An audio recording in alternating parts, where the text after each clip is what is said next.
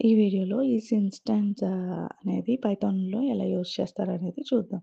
So, instance అంటే ఏంటి? ఒక క్లాస్ ఉంటుంది. ఆ క్లాస్‌కి మనము ఒక ఇన్‌స్టాన్స్ క్రియేట్ చేసి, అప్పుడు ఆ క్లాస్‌లో ఉన్న అట్రిబ్యూట్స్, మెథడ్స్ యూజ్ చేస్తాం.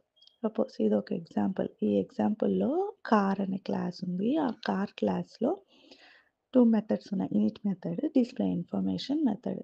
మనం ఇక్కడ కార్1 అనేది ఇన్‌స్టాన్స్. అదెలా క్రియేట్ చేస్తున్నాం? కార్ అని చెప్పి క్లాస్‌ని కాల్ చేసి దాంట్లో పారామీటర్స్ పంపిస్తున్నాం.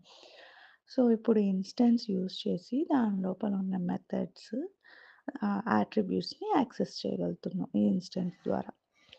సో, ఇప్పుడు ఇది ఇన్‌స్టాంట్ కదా! ఈ ఇన్‌స్టాన్స్ క్లాస్‌లో ఉందా లేదా అని చెక్ చేయడానికి ఈజ్ ఇన్‌స్టాన్స్ యూజ్ చేస్తాం.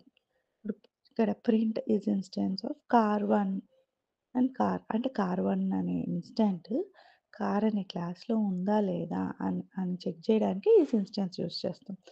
ఉంది అంటే ట్రూ వస్తుంది. లేదు అంటే ఫాల్స్ వస్తుంది. అంతే. Thank you.